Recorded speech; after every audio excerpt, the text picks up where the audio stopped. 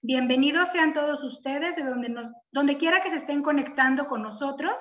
Me presento, mi nombre es Elbaibet Sebastián Hernández, soy enfermera mexicana, representante mexicana de EPIC Latino a nivel Latinoamérica, y pues es un placer estar con ustedes para iniciar nuestro segundo día. Nuestro módulo de hoy pertenece a actualizaciones en neonatología, y pues bueno, vamos a presentar a nuestra ponente invitada el día de hoy, que es la doctora Blanca Miriam Quintanar Salgado.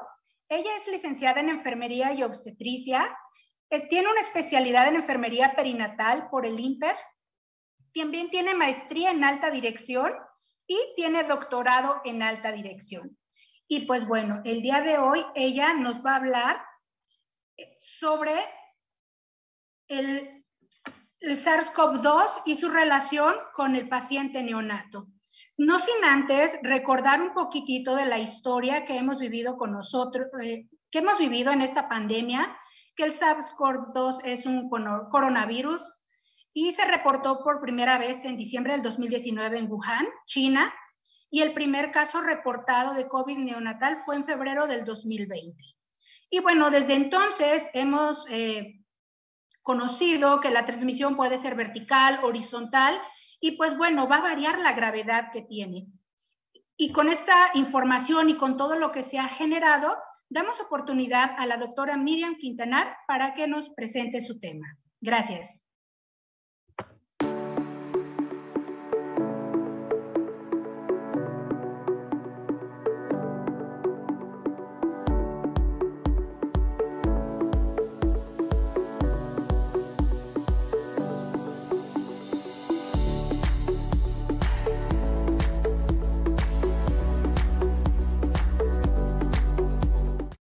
Como parte de la sexta Jornada Internacional del EPIC Latino, su servidora Miriam Quintanar hablará sobre los cuidados de enfermería al neonato con SARS-CoV-2.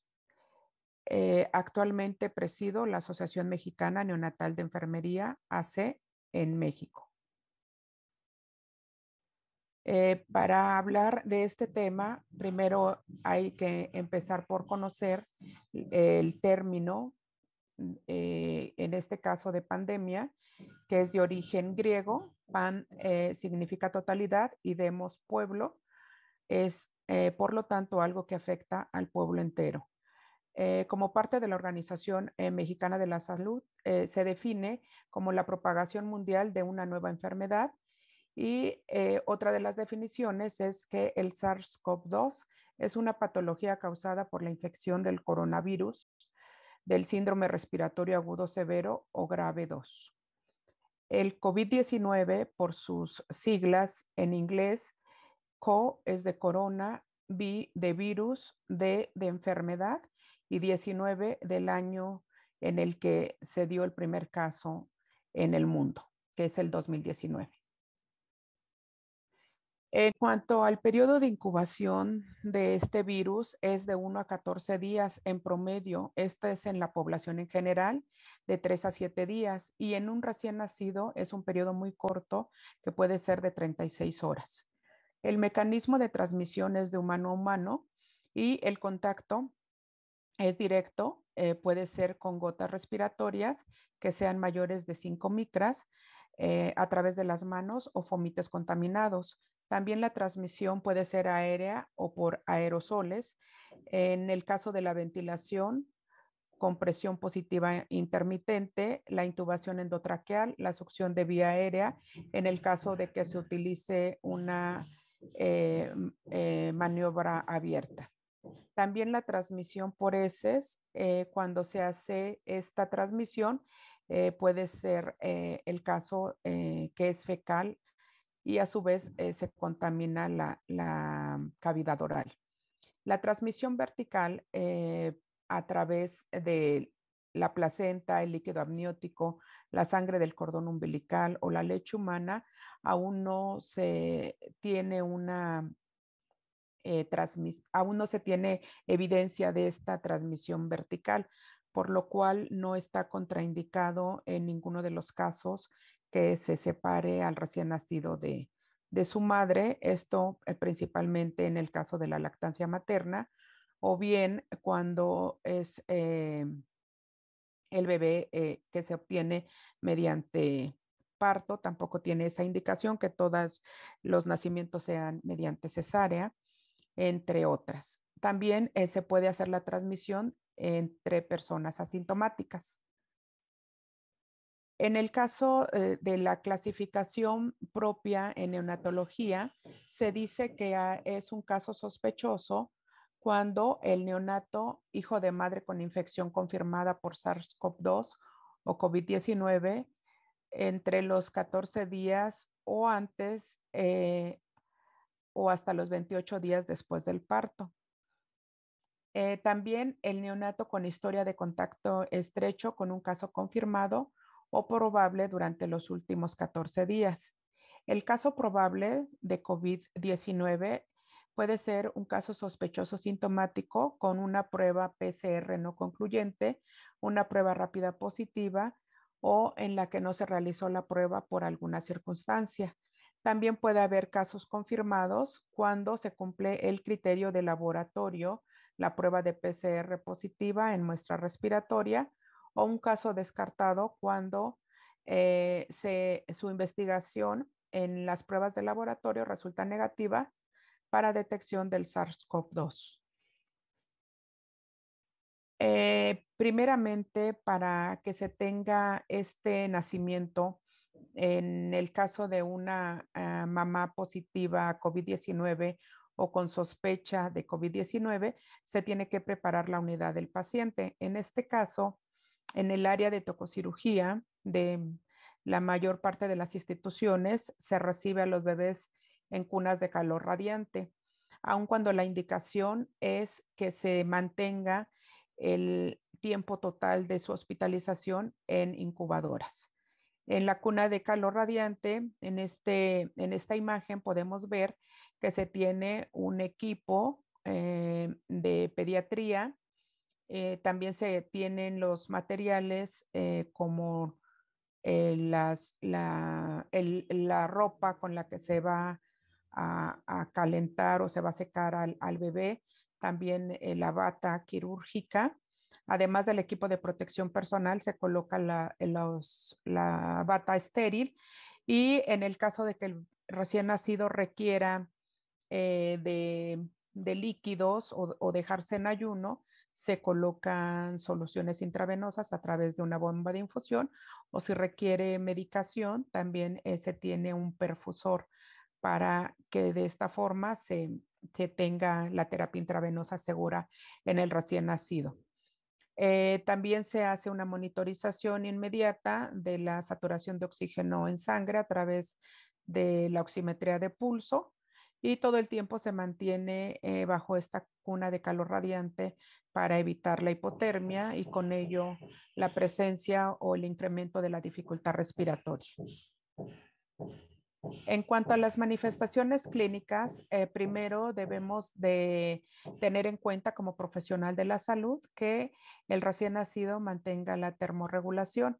En el caso de hipertermia o hipotermia, pues son signos que nos deben llamar la atención para sospechar de que este recién nacido pueda desarrollar la enfermedad del COVID-19.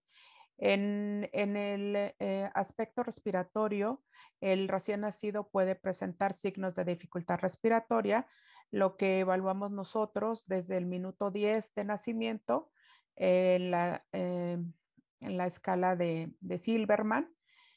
Y dependiendo de la dificultad respiratoria, pues también se le da ese seguimiento por parte del médico neonatólogo y de la enfermera neonatal que asiste a este recién nacido. Puede presentar taquipnea, desaturación, apnea, puede presentar tos. Esto es más frecuente en niños con más de 7 días de vida y también desde el nacimiento pueden presentar alteraciones en los resultados de las gasometrías arteriales. En el aspecto cardiovascular, el recién nacido presenta taquicardia o bien bradicardia, hipotensión arterial y también puede presentar signos de mala perfusión tisular. Por eso es importante evaluar constantemente el hecho de que se tenga ya contemplado también en la hoja de los registros de enfermería el llenado capilar en los recién nacidos como parte de las constantes vitales. En el aspecto gastrointestinal, el recién nacido puede tener hiporexia, también presentar vómito, distensión abdominal o diarrea. Y entre otros, puede presentar también letargia e hipoactividad. Estas son algunas de las manifestaciones clínicas que se presentan con mayor frecuencia en los hijos con sospecha de COVID-19 o confirmados. En el caso de los casos de los recién nacidos graves con SARS-CoV-2, tenemos que estos recién nacidos estuvieron con personas con infección grave. No precisamente es que sea por la enfermedad materna. También neonatos con comorbilidades como cardiopatía congénita, displasia broncopulmonar, defectos estructurales del tracto respiratorio, anemia o bien desnutrición. En los neonatos con tratamiento con esteroides también va a existir un riesgo mayor para que evolucionen desfavorablemente ante esta enfermedad del SARS-CoV-2. Es importante vigilar la polipnea en el caso de que la frecuencia respiratoria en el recién nacido sea mayor de 60 respiraciones por minuto. También cuando se hace esta valoración, no debe de tener fiebre el recién nacido o estar llorando. Otra de las medidas que debemos de vigilar es la fiebre persistente por más de 3 a 5 días, que el recién nacido presente hipoactividad, letargia, alteración en el estado de la conciencia, alteración también en los resultados de laboratorio, acidosis metabólica. En el caso de los estudios de gabinete, la radiografía de tórax puede presentar infiltrados o derrames. Y también el recién nacido tener deterioro clínico rápido e infecciones sobreagregadas, ya sea por el virus o bacterias, entre otros. Para el recién nacido va a ser importante el recabar estudios de laboratorio como la biometría hemática completa, hemocultivos, proteína C reactiva, procalcitonina, las pruebas de función hepática, la deshidrogenasa láctica, también los electrolitos séricos, tiempos de coagulación, las pruebas de función renal y biomarcadores cardíacos, entre otros laboratorios. Dependiendo de la condición del neonato, puede requerirse estudios más específicos. En el caso de los estudios de gabinete, el principal que se toma pues con mayor frecuencia y en casi todas las instituciones de salud es la radiografía de tórax. Aquí se va a determinar la presencia o no de neumonía y también se va a evaluar la gravedad de la infección. Se recomienda también el ultrasonido pulmonar. Aquí, de la misma forma, se valora la presencia de la neumonía. También se pueden ver otro tipo de patologías pulmonares y a su vez, este estudio va a reducir el riesgo de exposición del personal de la salud y también la movilización del paciente, ya que muchas de las instituciones cuentan con el equipo dentro de las unidades de terapia intensiva neonatal o intermedia o las áreas de tococirugía. También se puede tomar la radiografía de abdomen, principalmente en los pacientes que presenten síntomas abdominales o sospecha o diagnóstico ya confirmado de COVID-19 y también la tomografía axial computada, la TAC de tórax, ya que tiene alta sensibilidad para la evaluación de la neumonía viral y también alteraciones en pacientes con cuadro clínico sugestivo de COVID-19 y pruebas iniciales negativas para SARS-CoV-2. En el caso de la atención al recién nacido, que es el tema central de esta plática, vamos a ver que lo primordial va a ser como para todo recién nacido, pues la reanimación neonatal. Primeramente se tiene que preparar todo lo que conlleva el equipo electromédico y pues en este caso, como lo comenté al inicio, pues la unidad del paciente. Va a ser importante que todos los profesionales de salud inmersos en el nacimiento de este neonato y también inmersos en el cuidado de la madre del que aún no ha nacido este bebé, pues tengan ese conocimiento completo. También va a ser importante el uso del equipo de protección personal, el conocimiento del área para respetar la entrada, la circulación y la sana distancia. Nosotros aquí en México se tuvo que hacer una reconversión hospitalaria y entonces un área que estaba destinada a pacientes que no se tenía para aislamiento, se tuvo que separar estas áreas para que fueran áreas COVID y áreas no COVID. Dentro de esta misma, en el caso de la unidad tocoquirúrgica, que es donde actualmente su servidora labora, en el Hospital Juárez de México, se tiene un cunero de transición y ahí pues se tuvo que adecuar una sala que fuera un cunero COVID y un cunero no COVID. Obviamente los bebés que ya tienen sus mamás confirmado el COVID-19 o sospecha o son asintomáticas, se atienden en esa área de COVID-19 y en el caso contrario, los pequeños que no tienen su mamá esa enfermedad se atienden en el área no COVID, aun cuando también tienen otras enfermedades concomitantes con el embarazo, pero no tienen esta infección por el virus del SARS-CoV-2.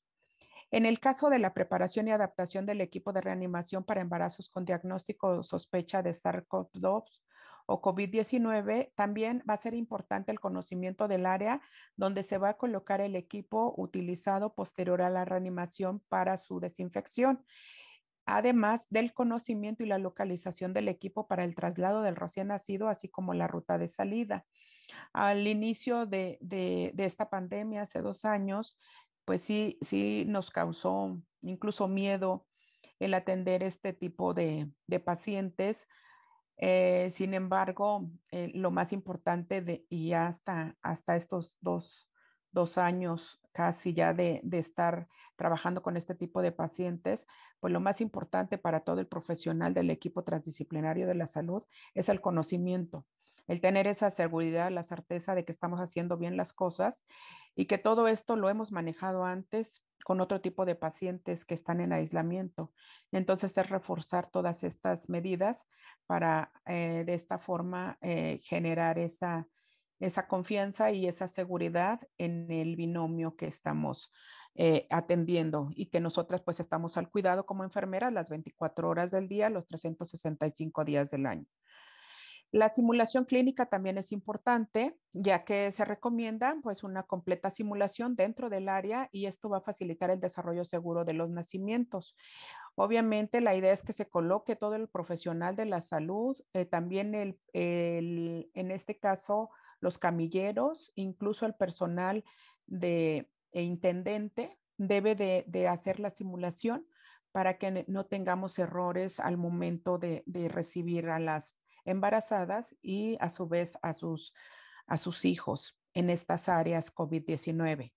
También va a ser importante el equipo de protección personal, ya que va a ser una herramienta requerida para la seguridad tanto del profesional de la salud y aquí está indicado el nivel 3 de bioseguridad, que es un nivel alto de contagiosidad por esta infección. Los principios generales de la reanimación neonatal pretenden reducir la exposición del reanimador al SARS-CoV-2 o COVID-19 con el menor riesgo de aerosolización y también para iniciar o continuar la reanimación de acuerdo a la gravedad. También tomando en cuenta las comorbilidades del recién nacido. Aquí va a ser importante que no se olviden los principios básicos de la reanimación.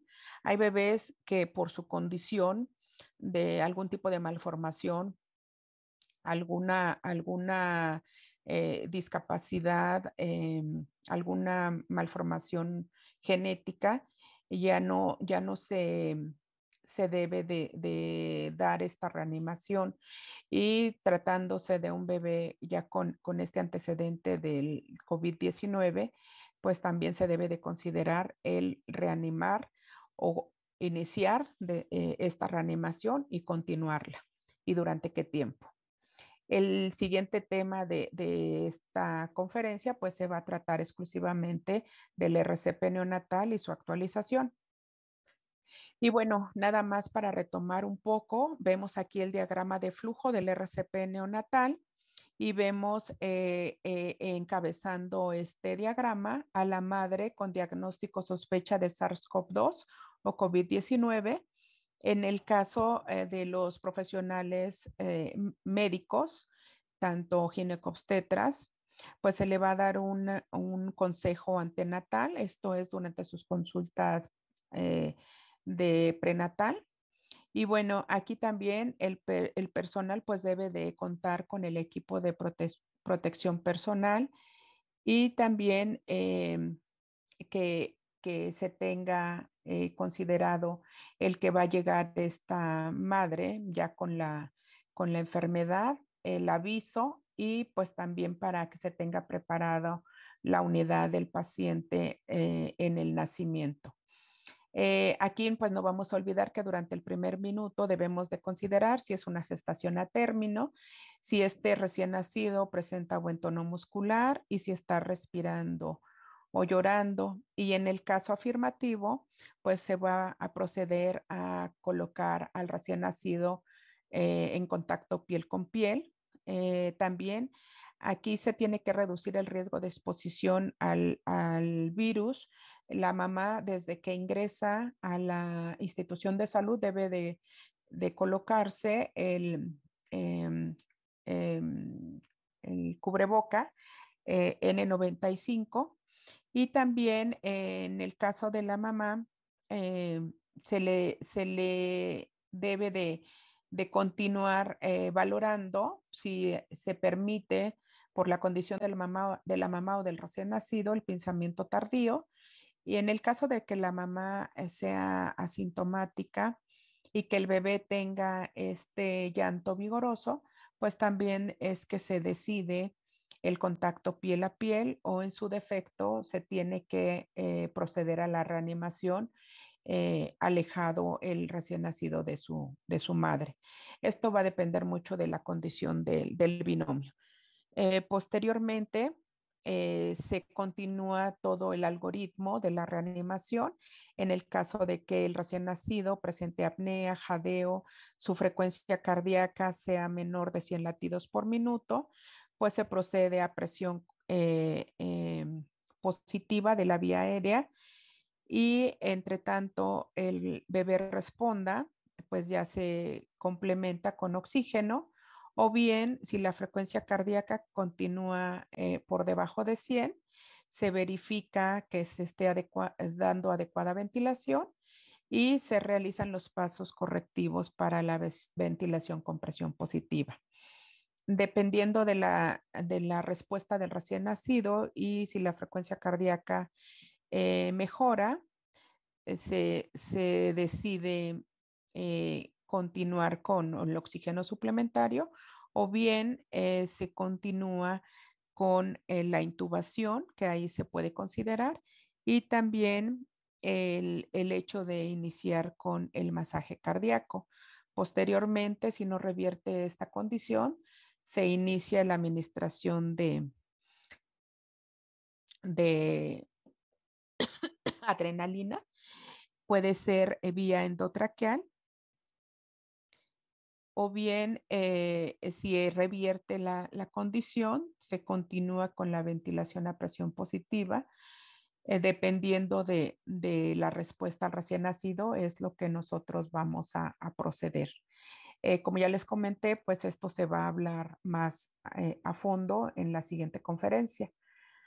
Propiamente como parte también de un lineamiento que se tiene en la Secretaría de Salud por el Instituto Nacional de Perinatología, pues también se considera el flujograma de atención neonatal durante la contingencia por COVID-19. Básicamente es la ruta crítica para saber dónde se va a derivar el recién nacido, si pues, se puede mantener con su mamá o bien se tiene que trasladar a la unidad de cuidados intensivos neonatales, a la terapia intermedia o a un área en aislamiento, dependiendo del diagnóstico que se tenga. Además, también como parte del lineamiento del Instituto Nacional de Perinatología, pues nos marca, como lo vemos en este esquema, el uso del equipo de protección personal en neonatología en el caso de COVID-19 y vemos que se debe de utilizar la pijama quirúrgica institucional, los zapatos impermeables o botas, también la protección respiratoria con el cubreboca N95, la protección visual con gogles, la bata quirúrgica desechable por persona, el gorro desechable, debemos de tener el cabello recogido y principalmente pues la higiene de manos, el uso de guantes únicamente cuando se realicen procedimientos con el recién nacido. Y bueno, aquí vemos una foto de su servidora. Este bebé es hijo de mamá COVID confirmada. Como lo vemos, el bebé nació sin datos de dificultad respiratoria. Se ve aparentemente bien y este bebé nada más se le lleva un aislamiento mientras se le practiquen las pruebas para COVID-19 y posteriormente si él permanece sin alteración en su estado hemodinámico, se da de alta con algún familiar. Por lo general, las mamás se han estado quedando hospitalizadas y entonces se les piden las pruebas a los familiares y quién se haría cargo directamente de este recién nacido para pensar en el alta hospitalaria. En el caso contrario de que sea un recién nacido ya con alguna complicación por la patología materna o bien porque nacen pretérmino, pues se daría el seguimiento en el servicio a donde se traslade. En cuanto al tratamiento del recién nacido con COVID-19, tenemos que el recién nacido con dificultad respiratoria se va a colocar en posición prona de 3 a 4 veces por día. También se requiere dosis altas de surfactante pulmonar exógeno. El caso de que persista la dificultad respiratoria, el uso de CPAP, alto flujo, la ventilación convencional, la ventilación oscilatoria de alta frecuencia o bien el uso de óxido nítrico inhalado. El recién nacido debe de permanecer en la UCIN con aislamiento y medidas de prevención terciaria, la atención de soporte, monitorización y tratamiento de las complicaciones, también el aporte de líquidos y electrolitos intravenosos que eviten o agraven el edema pulmonar, así como la administración de oxígeno suplementario para evitar la hipoxia. Aquí vemos una unidad que también es en el área COVID-19. Esta foto es del Hospital Juárez de México.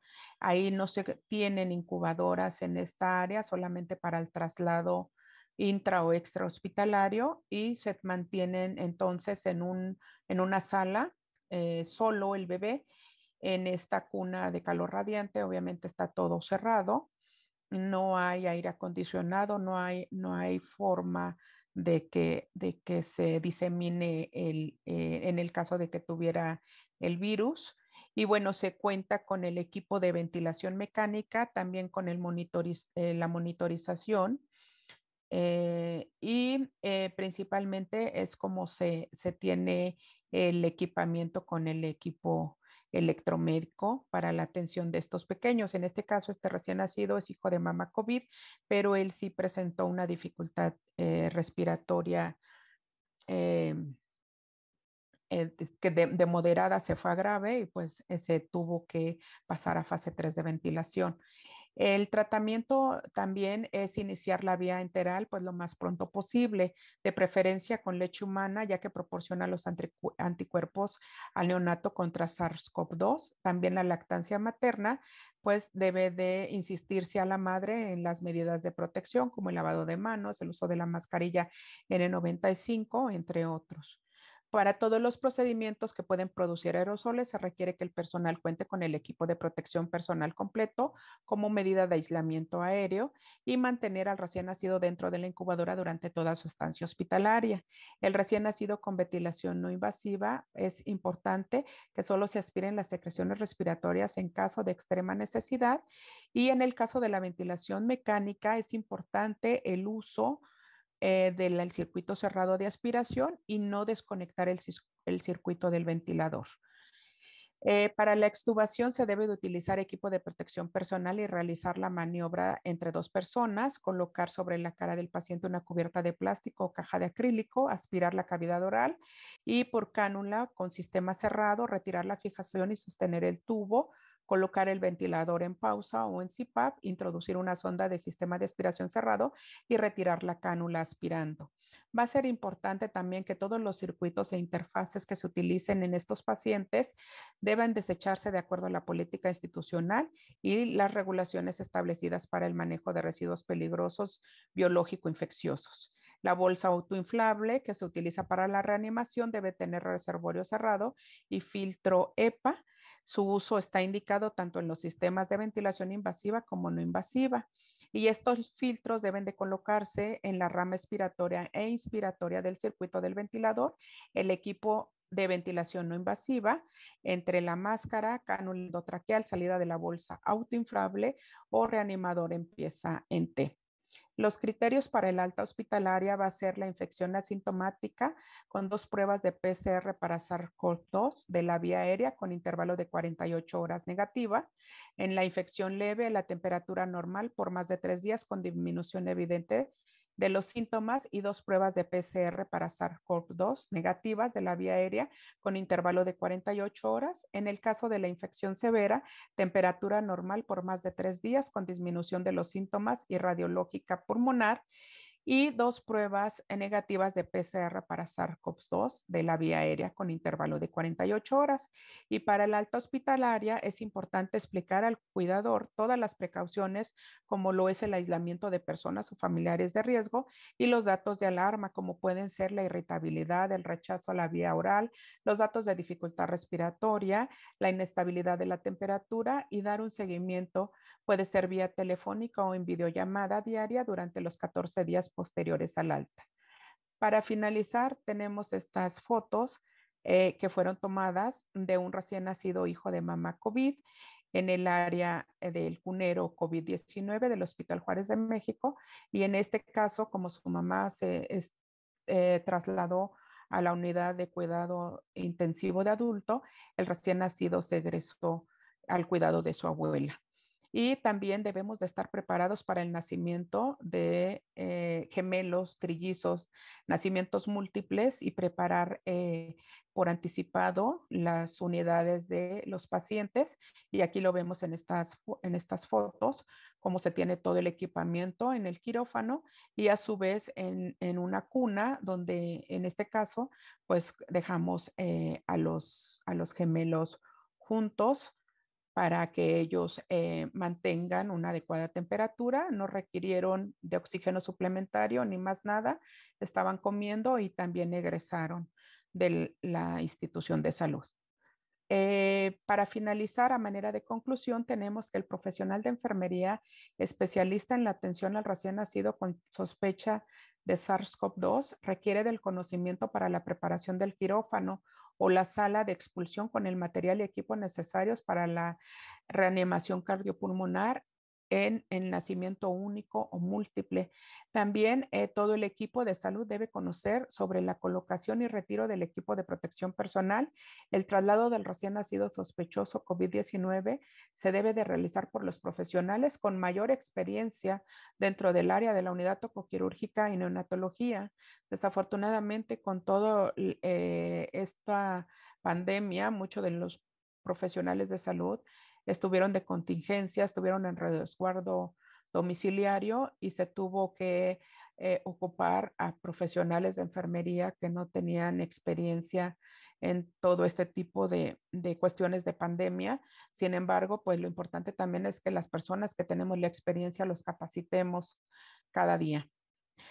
El respetar los lineamientos durante la atención del recién nacido con SARS-CoV-2 o sospecha para evitar infecciones cruzadas. Esto también es muy importante para evitar pues más contagios. Y esto sería todo. Muchas gracias.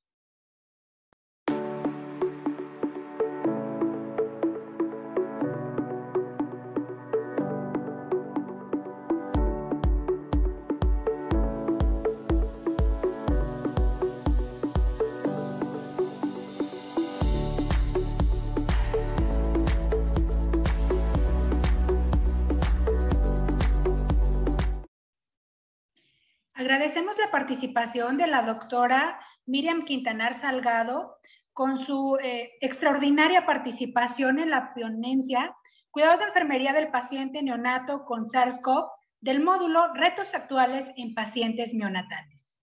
A continuación, me es grato presentar al licenciado en Enfermería Ricardo Castillo Zavala, quien es licenciado también en Psicología Pedagógica. También actualmente estudia Medicina General y es director de la Universidad y Ambulancias CUESH. Y él nos hablará acerca de la actualización en reanimación cardiopulmonar neonatal, octava edición. Y pues recordemos un poquito en cuanto a teoría que la mayoría de los recién nacidos hacen la transición a la vida extrauterina sin intervenciones, sin ningún tipo de apoyo. Pero dentro de los 30 segundos posteriores al nacer, aproximadamente el 85% de ellos pues van a comenzar a respirar de manera espontánea, sin ninguna alteración, pero un 10% adicional van a necesitar algún apoyo de ventilación o en este caso a empezar a estimularlo con el secado, y si no logran responder ante esto, el 5% de ellos va a requerir una ventilación con presión positiva y solo el 2% va a requerir que sea intubado. Pero ante esta situación y en muchas unidades neonatales, requerimos, o en áreas de tocoquirúrgica, necesitamos estar capacitados como enfermeros en atención al cuidado del neonatal en algo tan esencial como es la reanimación cardiopulmonar neonatal. Le damos la bienvenida al licenciado en enfermería Ricardo Castillo Zavala. Adelante.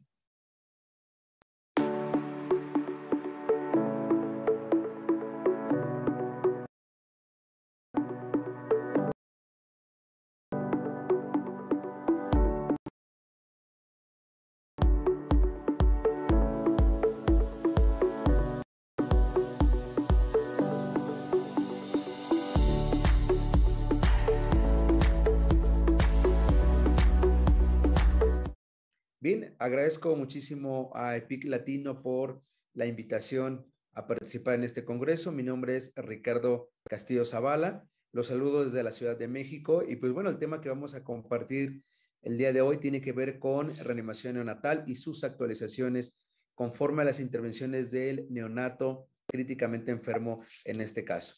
Recordemos nosotros algunos puntos importantes. A pesar de las diferentes circunstancias o de las diferentes complicaciones que pudiesen presentarse durante el parto, prácticamente el 90% de los niños nacen sin ningún problema.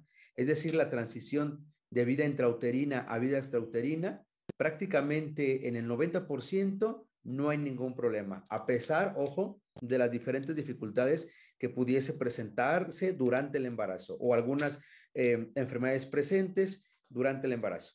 Pero el 9 o 10% con estos factores de riesgo, que pueden ser, por ejemplo, madre añosa, puede ser multigesta, puede ser gemelar, con trastornos hipertensivos durante el embarazo o algún tipo de enfermedad crónico-degenerativa, etcétera, el 9% o el 10% de estos recién nacidos van a requerir medidas esenciales para poder sobrevivir o para poder generar vigorosidad o llanto. En este sentido, el 10% va a requerir dos principales intervenciones sumamente significativas en todo el procedimiento de reanimación neonatal. Dos de ellas muy importantes, que una de ellas es la estimulación, y la otra que es la ventilación. Estos dos procesos son los más importantes durante toda la reanimación neonatal. Casi un porcentaje elevado de estos niños que tal vez se encuentren en este por ciento, de 9 o 10%, con la estimulación, logren llorar sin ningún problema.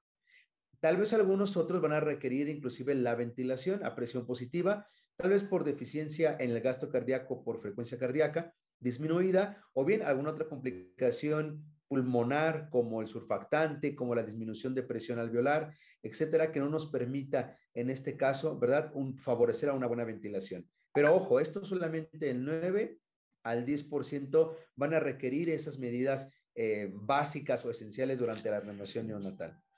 El 1%, solo el 1% de estos recién nacidos van a requerir medidas de soporte avanzado, que estas van a incluir manejo avanzado de la vía aérea, van a incluir ventilación a presión positiva, monitoreo cardíaco en este caso, y compresiones torácicas, farmacología, volumen, entre otras intervenciones, como lo digo, de un soporte avanzado. Y estos únicamente van a ser el 1% de estos niños. Y fíjense que nuestra charla precisamente va enfocada a eso, al 1% de estos niños que no nacen con vigor o que no tienen un proceso ventilatorio adecuado en este caso. ¿Qué puede fallar a nivel pulmonar? Nosotros recordamos que a nivel pulmonar el feto no hace un intercambio de gases a nivel alveolar. Cuando el producto está in útero, es decir, que el feto, vamos como tal, pues en este caso no, el alvéolo no hace un intercambio de gases. Este intercambio de gases se llama hematosis, donde llega oxígeno por el alvéolo, los capilares están ahí llenos de dióxido de carbono y se hace un intercambio. El capilar cede dióxido de carbono y el alvéolo le cede al capilar oxígeno, y este capilar, la sangre se va a ir al corazón y a circulación sistémica. Sin embargo, en el feto no se lleva a cabo este proceso, porque la mayoría de sangre oxigenada es sangre materna, gracias al cordón umbilical, placenta, cordón umbilical, y a las diferentes conexiones que tiene a nivel cardíaco el producto, ya viene la sangre materna con oxígeno. Quien realiza ese intercambio de gases o esa hematosis es la madre en este caso.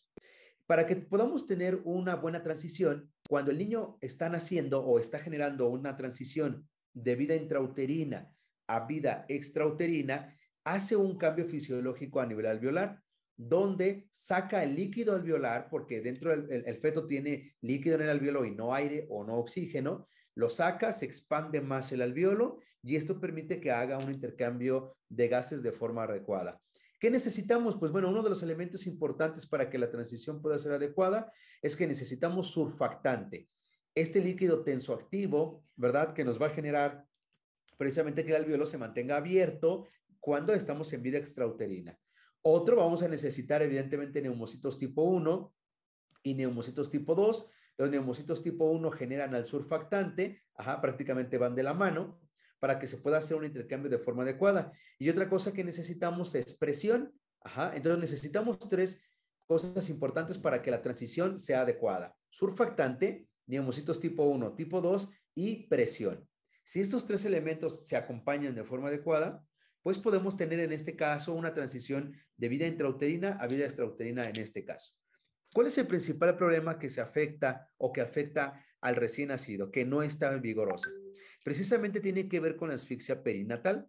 La asfixia perinatal viene acompañada de uno de estos 3 factores. Puede que no haya suficiente surfactante a nivel alveolar, puede que no haya suficientes neumocitos tipo 1 o 2, principalmente quien genera el surfactante, que es el neumocito tipo 1, y que no haya presión a nivel alveolar. En este sentido, puede provocarse asfixia perinatal. ¿Qué es la asfixia perinatal? Es todo un conjunto de signos y síntomas por la disminución, supresión o interrupción del intercambio gaseoso a nivel de la placenta o a nivel pulmonar. Es decir, que la asfixia perinatal puede ser previa al nacimiento, durante el parto o posparto, y se da por una supresión, suspensión de este intercambio de gases a nivel de la placenta al producto o bien a nivel alveolar en la transición. ¿Qué va a provocar una asfixia perinatal? Pues 2 cosas muy sencillas. Una sería hipoxia, que es la disminución, ¿verdad?, de oxígeno a nivel de la célula, o hipoxemia, que es la disminución del oxígeno a nivel tisular. Y estas cuestiones nos podrán dar por resultado una alteración ácido-base, ¿verdad? Y esa alteración ácido-base va a provocar que el niño llegue a una acidosis metabólica. Con esa acidosis metabólica, pues el niño va a tener, ¿verdad? Alteraciones del pH, alteraciones de la presión de oxígeno, alteraciones de la presión de dióxido de carbono. Y esa transición en donde el niño ahora se enriquece de oxígeno, pues va a ser totalmente nula en este caso. Por eso es que nosotros necesitamos, durante los primeros momentos del nacimiento, hacer que el niño haga dos cosas. Una, que llore, porque si llora da por entendido que está en un proceso ventilatorio adecuado o que ventile definitivamente. Y la ventilación pues también nos va a prever o nos va a dar a entender que el niño está ante un proceso ventilatorio adecuado en este caso. Ahora, recordemos nosotros que la Asociación Americana del Corazón, la Asociación Americana del Corazón es la entidad que a nivel mundial nos genera las actualizaciones, ¿verdad?, de los procedimientos de RCP en todos los pacientes, en todos los pacientes.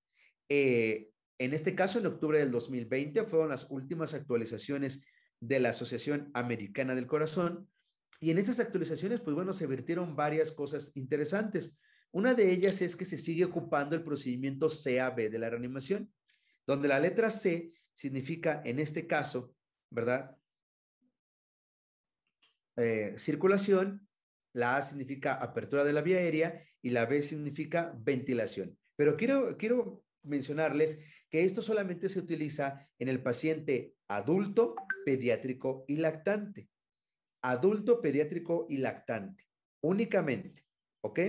Porque en el paciente pediátrico, precisamente, perdón, neonato, vamos a seguir utilizando el ABC en el neonato. ABC en el neonato. Pero en el adulto pediátrico y lactante ocupamos CAB. Aquí tenemos algunas otras intervenciones. Por ejemplo, MARCH, que significa hemorragia masiva, apertura de la vía aérea, respiración, circulación e hipotermia en este caso. Ajá, que pues no va muy apegada al recién nacido, pero al final es un sistema de evaluación que tenemos. Y miren, aquí hay otro muy importante que es Stable. Ajá. El programa Stable o la mnemotecnia Stable es post-reanimación neonatal.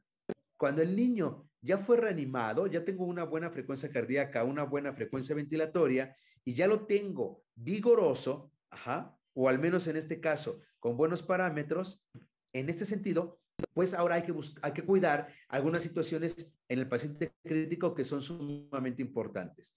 En este sentido, stable significa azúcar, es decir, hay que verificar la glucosa de forma constante. La T, que es de temperatura, hay que llevarlo eutérmico al niño porque la hipotermia nos puede complicar bastante. Apertura de la vía aérea y seguir permeabilizando el conducto aéreo. Favorecer a una buena presión arterial, ajá, para ver que el niño tenga datos de hipoperfusión precisamente. Estudios de laboratorio, que es la L, y la E, que es apoyo emocional en el caso de la mamá o del producto en este sentido. Pero lo que quiero abarcar en este caso es que el procedimiento de reanimación neonatal del neonato, en este caso vamos, es A, B y C.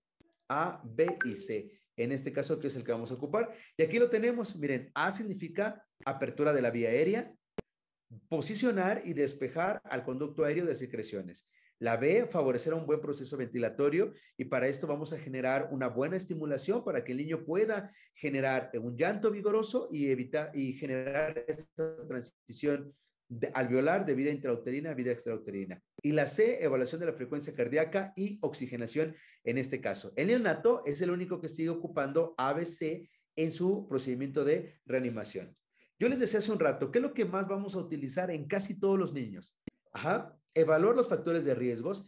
En todos hay que llevarle eutérmico. Es muy importante porque el niño pierde calor por muchos lugares. Poner en posición la vía aérea de forma manual inicialmente, despejar la vía aérea y tal vez estimularlo para que respire. Este era casi el 90% de niños, ¿se acuerdan? En la estadística inicial. Tal vez el 9 o el 10% va a requerir algunas otras medidas esenciales para poder respirar, como la administración de oxígeno suplementario o la ventilación a presión positiva en este caso. Menos común, pero que puede presentarse, es la intubación de la tráquea, las compresiones torácicas y, evidentemente, la administración de fármacos para favorecer, pues, a que el corazón pueda latir de una forma más correcta en este caso. Luego, algo que puede fallar también en este caso que puede fallar también en este caso es precisamente que tiene algo que tiene que ver con el desarrollo embrionario del producto. En este caso, nosotros, por ejemplo, recordemos que tenemos al disco bilaminar dentro del desarrollo embriológico en las primeras 8 semanas, donde se va a formar una parte superior en el embrión o en el trofoblasto y otro en la parte inferior. En esta parte superior le vamos a llamar epiblasto y en la parte inferior le vamos a llamar hipoblasto. Exactamente en medio pasa un eje, eje del blastocito o del trofoblasto, que este eje también se va a subdividir cuando se lleve a cabo un proceso que se llama gastrulación. La gastrulación, precisamente como lo vemos acá, es un procedimiento donde este blastocito, que está formado de dos elementos, el epiblasto y el hipoblasto, se van a subdividir para formar tres discos bilaminares. Tres discos bilaminares, a eso se le llama gastrulación, donde se forma en la parte más superior el ectodermo, que se vendría siendo el epiblasto, luego el mesodermo, que es una estructura, vamos a ponerla así, nueva, y luego el endodermo, que es en este caso el hipoblasto. ¿Por qué es importante esto? Habíamos mencionado que la asfixia perinatal era una situación importante, pero también puede desarrollarse malformaciones congénitas a nivel pulmonar o a nivel cardíaco que nos lleven a que el niño tenga sufrimiento fetal y requiera procedimientos de reanimación. En este caso, el ectodermo, que es en la parte más superior, forma el sistema nervioso y a la piel. El mesodermo, que es la parte media de este trofoblasto, genera el músculo esquelético, riñones, etc. Y la parte más inferior va a formar a los pulmones, entre otras estructuras sumamente importantes. Por eso es que en este sentido, en este desarrollo embrionario, si hay alguna alteración disyuntiva en el endodermo, por ejemplo, principalmente que forma los pulmones, o en algún otro eje del trofoblasto o del blastocito, pues puede generarse algún problema en la organogénesis y no formarse como deben de ser los pulmones y alveolos. ¿Qué puede fallar en la transición? Bueno, que el niño tenga una mala ventilación, o que no esté ventilando, o que tenga taquipnea, es decir, ventilación rápida y superficial. Que tenga disminución de frecuencia cardíaca o aumento de frecuencia cardíaca. Que el tono muscular esté deprimido, vamos, esté bajo, que esté pálido o cianótico, que haya disminución de la saturación o haya disminución de la presión arterial en este caso. Todo eso nos puede conllevar a una situación compleja durante la transición de vida intrauterina a vida extrauterina. Recordemos nosotros la circulación placentaria, toda la sangre oxigenada la recibe el niño por la placenta, a través del cordón umbilical, en este caso aquí está el cordón umbilical, que se une a través del cuerpo humano por la vena umbilical y las arterias umbilicales, pero la vena umbilical llega y se conecta con la vena cava inferior, a través de una conexión que se llama ducto venoso, la sangre viene oxigenada y de ahí sube a la aurícula derecha. Cierta parte de sangre se va al ventrículo derecho y otra parte se va a aurícula izquierda, a través de una interconexión que tenemos a nivel auricular que se llama foramen ovale. La sangre que llegó al ventrículo derecho, cierta sangre pasa a la arteria pulmonar y alguna cantidad de sangre a los pulmones. La otra cantidad se escapa a la aorta porque hay una conexión de la aorta con la arteria pulmonar y esta conexión se llama ducto arterioso. Pero prácticamente, como lo vemos acá, la mayoría de esta sangre ya es oxigenada y hay como unas alteraciones en circuitos en el corazón que van a permitir escapes de esta sangre oxigenada a otras regiones del cuerpo humano. Recordemos nosotros que el alveolo está en vida fetal o vida intrauterina colapsado y lleno de líquido. Cuando el niño está haciendo su transición, el líquido inicia a salir, empieza a entrar aire, el alveolo se expande y puede realizar un intercambio de gases que le llamábamos hematosis, en este caso. Por ejemplo, veamos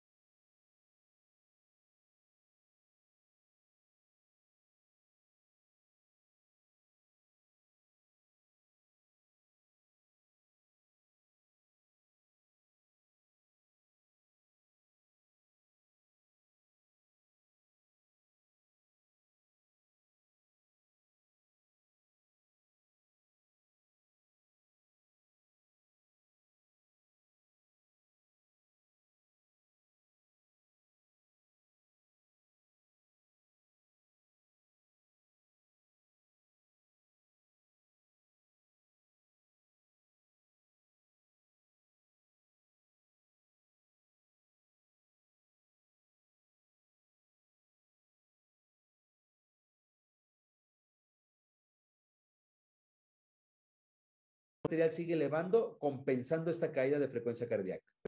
En los segundos intentos ventilatorios se va la frecuencia cardíaca y la tensión arterial llega a su pico máximo. Pero si se va la cardíaca, pierdo presión arterial.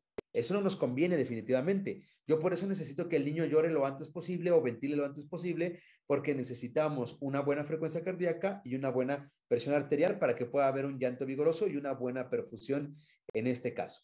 Si nosotros tenemos los primeros intentos ventilatorios,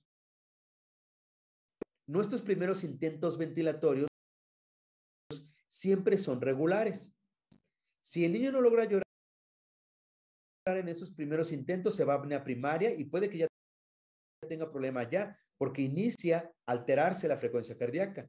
Si el niño no logra, hace sus segundos intentos ventilatorios irregulares, se pone cianótico y no logra llorar, se va a apnea secundaria. Pero ¿qué es importante acá? Si nosotros metemos un procedimiento de reanimación,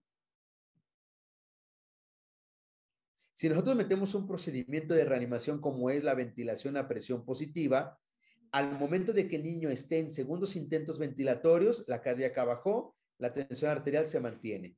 Segundo, apnea primaria, perdón, frecuencia cardíaca baja, tensión arterial disminuye. Si yo meto el proceso de reanimación neonatal, cuando yo inicio a ventilar, puedo favorecer a que el niño ventile, perdón, aumente la frecuencia cardíaca y aumente la tensión arterial. Y eso nos favorece aún más siempre y cuando nosotros generemos una ventilación a presión positiva, entre otras cosas. ¿Cuáles serían los pasos de la reanimación neonatal? Los pasos de la reanimación neonatal son 4 específicamente. El primero es habilidades de comportamiento. Es decir, que necesitamos ser previsores, anticipar, planificar, identificar a nuestro líder del trabajo, dirigir nuestra atención de forma óptima e inteligente y usar todos los recursos disponibles para estas intervenciones. Es decir, que este paso es preparar absolutamente todo, tanto el recurso material como el recurso humano. Luego viene la investigación prenatal. La investigación prenatal tiene que ver con 4 preguntas sumamente importantes. Número 1, ¿cuál es la edad de gestación esperada? ¿El líquido amniótico es claro? ¿Cuántos bebés se esperan? Y si existe algún factor de riesgo adicional. Estas 4 preguntas serían antes del nacimiento. Luego, viene aquí los factores de riesgo. Como les decíamos acá, estamos investigando si existen factores de riesgo, como la edad de gestación, como si el parto fue cesárea por emergencia, si hay un trastorno hipertensivo durante el embarazo, si la paciente tiene polidrapnios u oligodrapnios, si el niño tiene macrosomía fetal, si el cordón umbilical está colapsado, etcétera, etcétera. Si hay alguna hemorragia, perdón, alguna infección de líquido amniótico, etcétera, etcétera. ¿Ok? Estoy en grabación. Bien, el siguiente paso, entonces llevamos 3 pasos. Voy a repetirlo. Número 1, habilidades de comportamiento. Número 2, investigación prenatal. Y número 3, armar el equipo de reanimación. En este caso, recordemos que la intervención de reanimación, habíamos dicho en este caso que era ABC. Ajá, ABC. A es todo lo que yo voy a ocupar para permear la conducta aérea. Ajá, el conducto aéreo. Todo el conducto aéreo, ¿ok? ¿Qué vamos a usar para el conducto aéreo? Pues perilla, sonda de aspiración, alguno esparadrapo para rocier, etcétera. Dentro de la B es todo lo que tenga que ver con el proceso de la ventilación, balón, válvula, mascarilla, línea de oxígeno, puntas nasales, mascarilla facial simple, CPAP, casco cefálico, etcétera. Ajá. En la letra C y D tiene que ver con todo lo de fármacos o circulación y drogas. Soluciones, catéteres, adrenalina, etcétera. Ajá. Entonces vamos a armar el equipo de reanimación. Nace el bebé. Una vez que nace el bebé, vamos a aplicar el 4.º paso. Vamos a recordar, llevamos 3 pasos. Habilidades de comportamiento, investigación prenatal y armar el equipo. Una vez que nace el bebé, vamos al 4.º paso de la reanimación neonatal, que es la valoración rápida o evaluación rápida. En este caso lo vamos a hacer basado a 3 preguntas. Yo ya tengo al niño y cuando tengo al niño voy a preguntarme estas 3 cosas. Nacido a término, buen tono, respira o llora. Las preguntas deben de ser exactamente de esta forma. Nacido a término, buen tono, respira o llora. Las respuestas solo me tienen que dar sí o no. Nada más, sí o no. Nacido a término, 38 semanas, ¿sí o no? Buen tono, se mueve, ¿sí o no? ¿Respira o llora? ¿Sí o no? Ajá. Nada más tiene que darme sí o no. Nacido a término, 38 semanas, sí. ¿Tiene buen tono? Se mueve. Sí. ¿Respira o llora? ¿Está llorando? Sí. ¿Vamos bien? En este sentido, cada una me debe de dar sí. Si una me da no, tengo un problema. Nacido a término, 35 semanas. No. Buen tono, no se mueve. No. ¿Respira o llora? No se mueve. ¿Vale? Bien. ¿Cuáles serían los pasos iniciales y generales? Recibir al bebé en la cuna de calor radiante para proporcionar calor, posicionarlo en la vía aérea, succionar boca y nariz en este caso, secar o estimular al recién nacido, coloque la piel a piel con la madre, en este caso para apego materno, y una evaluación continua de su proceso respiratorio, frecuencia cardíaca, tono, oximetría, color y temperatura. Ajá. Esta es una forma en la cual podemos organizar al equipo de reanimación neonatal. Tenemos a la persona que maneja el conducto aéreo, tenemos a la persona que maneja todo el proceso ventilatorio y evalúa el proceso ventilatorio, y a las personas que maneja todo lo que tenga que ver con la circulación. Tenemos a la persona que hace todas las anotaciones de todo lo que estamos haciendo y al líder del evento de reanimación neonatal. Ajá, eso es como si fuese un código mega del adulto, ya un poquito más organizado en este caso, y que nos permite una buena interacción entre todo el equipo de trabajo. Y están las funciones. Evidentemente el de la vía aérea, pues maneja la vía aérea, todo lo que tenga que ver con la vía aérea.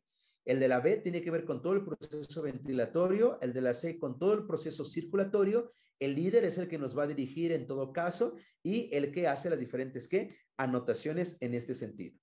Este es el algoritmo de reanimación neonatal de la última edición. Prácticamente es el resumen de todo lo que hemos hablado hasta ahora y lo vamos a explicar paso por paso. En la letra A, que ya habíamos acordado que era la permeabilidad del conducto aéreo, nos dice aquí, genere una consulta prenatal antes de tiempo, el debriefing con el equipo de trabajo y checar el equipo de reanimación neonatal en este caso. Una vez que yo tengo al niño, hago mis preguntas. ¿Gestación a término? ¿Tiene buen tono? ¿Respira o qué? ¿O llora en este caso? ¿Vamos bien? Sí, si es así, pues vamos a hacer cuidados de rutina. Vamos a hacer todos los cuidados de rutina que se puedan en este caso, siempre y cuando sea así. ¿Ok? Vamos a estimularlo si es necesario, succionar boca y nariz si es necesario, posicionarlo. Ahora, debemos de evaluar rápidamente la frecuencia cardíaca. Si el niño tiene una frecuencia cardíaca menor de 100, que esté en apnea o que no esté ventilando bien, sí, ok, hay un problema. Frecuencia cardíaca menor a 100, que está en apnea o que está jadeando o boqueando, vamos a administrar ventilación a presión positiva. Esto lo vamos a hacer una ventilación cada 3 segundos. Colocar el oxímetro y considerar el monitoreo cardíaco. En el caso de que no, vamos a verificar si la ventilación sigue siendo laboriosa y si hay cianosis. Si es esto, vamos a posicionar la vía aérea, succionar si es necesario, oxímetro y vamos a colocar oxígeno si es necesario, siempre y cuando tenga una saturación preductal disminuida y considerar CPAP. Avancemos, por favor. Luego, aquí está lo mismo, ya lo dijimos, ventilación a presión positiva, vuelvo a evaluar la frecuencia cardíaca y si la frecuencia cardíaca es menor a 100, ojo, hay un problema en la ventilación. Vamos nosotros a generar los pasos correctivos de la ventilación, que en este caso es Mr. Sopa. Esto con el balón, válvula, mascarilla. Balón, válvula, mascarilla. Vamos a revisar la máscara, reajustar la cabeza, succionar boca y nariz, abrir la vía aérea, aumentar la presión del balón y si no podemos con esto, pues nos vamos a, en este caso, alternar otro dispositivo de vía aérea. Luego, podemos intubarlo, etcétera, etcétera. Si la frecuencia cardíaca es menor a 60, sí, ok, tengo un problema, avancemos. Frecuencia cardíaca menor a 60, sí, ok. Intube al paciente si no lo ha intubado, e inicie las compresiones. Recordemos que las compresiones deben ser 3 a 1. Captúralo, por favor. 3 a 1. 3 compresiones, una ventilación. 3 compresiones, una ventilación. Si yo después de 1 minuto de haber realizado esto, continúo con una frecuencia cardíaca menor a 60, vamos a administrar adrenalina. Recuerden que la dosis de adrenalina, actualmente se consideran 0.02 miligramos por kilo en una concentración 1 a 10,000. Ajá. Revisemos que la frecuencia cardíaca no esté menor a 60, considerar la hipovolemia y si está en hipovolemia, administrar 10 mililitros de volumen por kilogramo de peso y considerar al neumotórax. Si es que el paciente pudo haber hecho neumotórax durante la reanimación o durante las ventilaciones a presión positiva. Yo ya lo intubé, pero no ha mejorado. Ya lo intubé, pero no mejora. Vamos a ubicar DOPE. Seguramente la intubación no fue correcta. Desplazamiento del tubo, obstrucción del tubo, que se haya provocado neumotórax y que el equipo esté fallando en este sentido. Lo que les decía yo acá, la dosis de administración de adrenalina aquí está, es de 0.02 miligramos por kilo en una concentración 1 a 10,000. Existe un rango que es de 0.01 a 0.03 miligramos por kilo. En esta ocasión lo estandarizan, ¿verdad? A 0.02 miligramos por kilo en este caso. Esta dosis de adrenalina la vamos a administrar cada 3 a 5 minutos y el ciclo en el algoritmo, si se pueden dar cuenta aquí, se repite. El ciclo se repite constantemente, evidentemente hasta tener una frecuencia cardíaca, pues en este caso elevada. Expansor de volumen. Si el paciente tiene hipovolemia, 10 mililitros por kilo de solución salina, que es el medicamento más recomendable en este caso. Ajá, y administrarlo en un tiempo de 5 a 10 minutos para recuperar volumen en este sentido. Y aquí les decía yo, está Stable, que era el algoritmo o la mnemotecnia después de la reanimación inicial, ¿no? Que era glucosa, la letra S, verificar glucosa, la temperatura, la vía aérea, la presión arterial, exámenes de laboratorio y el soporte emocional. Recordemos nosotros que esta actualización o estas recomendaciones son de American Heart 2020, en el último manual de reanimación neonatal. Esperamos que los objetivos se hayan cumplido con este tema. Recuerden repasar el algoritmo y excelente día y que sigan disfrutando del congreso. Muchísimas gracias.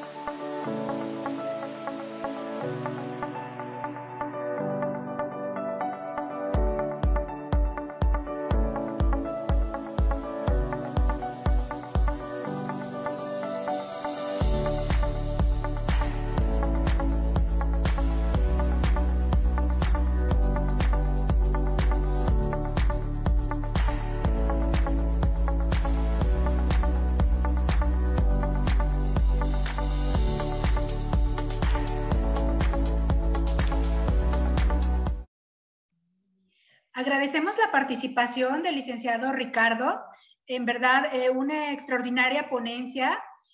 Vamos a pasar al módulo de preguntas y respuestas. Por cuestiones laborales, el maestro Ricardo no pudo estar con nosotros en este momento, pero lo pueden seguir como Ricardo Castillo en sus redes sociales. Él es un extraordinario ponente mexicano, tiene varios cursos, así es que pueden seguirlo en sus redes sociales. Doctora Miriam, tenemos algunas preguntas para usted. Una de ellas es, ¿a qué temperatura debe estar el medio ambiente en el área COVID, acorde a su experiencia? O bueno, lo que nos dicen los lineamientos, ¿verdad? El lineamiento marca la temperatura desde 35 grados, obviamente hasta 37.5 grados es el ambiental, pero la realidad es que nosotros, como nada más tenemos cunas de calor radiante, vamos controlando la temperatura con la misma incubadora o con la cuna de calor radiante, porque al final, pues el que debe de estar en el control térmico, pues es el recién nacido. En las áreas de todos los hospitales tocoquirúrgicas, por lo general se tiene un aire acondicionado permanente porque son áreas muy, muy calientes. Entonces, llámese con el equipo de protección personal, pues nosotros estamos realmente como si fuera un sauna, pero eso no importa. Lo importante es que el recién nacido mantenga su temperatura entre 36.5 a 37.5 grados y la incubadora o la cuna de calor radiante se tiene que manejar en la modalidad de servocontrol. La temperatura mínima que se tiene en las cunas programadas es de 34 grados. La ideal pues es que se mantenga entre 35 hasta 36.5 grados la cuna o la incubadora, y también en caso de la cuna radiante pues es con lo que nosotros llamamos el porcentaje de las potencias, entonces es de 10 a 100. Nosotros lo mantenemos a la cuna radiante entre 50 y 70%. Muchas gracias, doctora. También tenemos otra pregunta respecto a su tema. Nos dicen que después del nacimiento del hijo de una madre COVID positivo, ¿cuándo se debe realizar la prueba en el recién nacido? Hablando de, pues bueno, del PCR o de una prueba rápida, dependiendo, ¿verdad?, de los protocolos o de los materiales que se tengan en los hospitales a los que pertenezcamos. Bueno, en la institución donde laboramos, como es el turno especial, en el lineamiento del Hospital Juárez de México se realiza de 24 hasta 48 horas, porque en el fin de semana no se toman pruebas. Las pruebas que se toman en el hospital se envían al INDRE. Ahí es donde se analizan y se manda a epidemiología el resultado. Entonces no es un resultado que se va a obtener inmediatamente.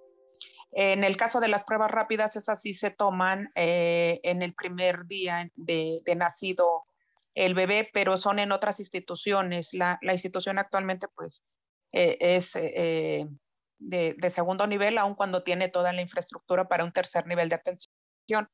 En otras instituciones se toma entre las 12 a las 24 horas, dependiendo, como usted ya nos comentó, del lineamiento. Lo ideal es que antes de que egresa el recién nacido, si este pequeño no tiene factores de riesgo y no tiene la enfermedad, obviamente, lo ideal es que esté en su núcleo familiar. En el caso de nosotros, como institución que atiende también a las señoras, a las puérperas, muchos de los casos de COVID-19 egresaron a la UCIA, que es la Unidad de Cuidados Intensivos de Adulto. Esas mamás egresan por una dificultad grave, en muy mala condición. Es un traslado inmediato del quirófano donde se le practicó la cesárea. Entonces, lo ideal es que ese pequeño se mantenga en el aislamiento el sábado, el domingo. Como ustedes lo ven, algunos de los bebés que sí pudimos egresar, se le realiza la prueba, son 24 horas, y sale negativo, ya se le pide al familiar que también tenga su prueba negativa, lo ve trabajo social, hacen todo el trámite de alta y se lo lleva muy generalmente la abuela materna o paterna. Se les deja el cuidado a ellas porque el bebé no se deja en el hospital. Sí, él tiene la condición para egresar.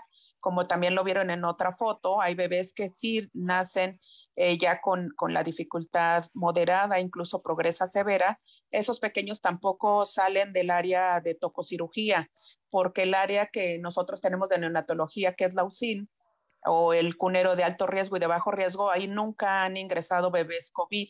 Entonces, depende del lineamiento de cada institución en el momento en el que se le practica. Ya según los lineamientos generales, pues aquí en el país, lo ideal es que sea en las primeras 48 horas de vida de estos pequeños, que ya su madre es confirmada con COVID-19. Gracias, doctora.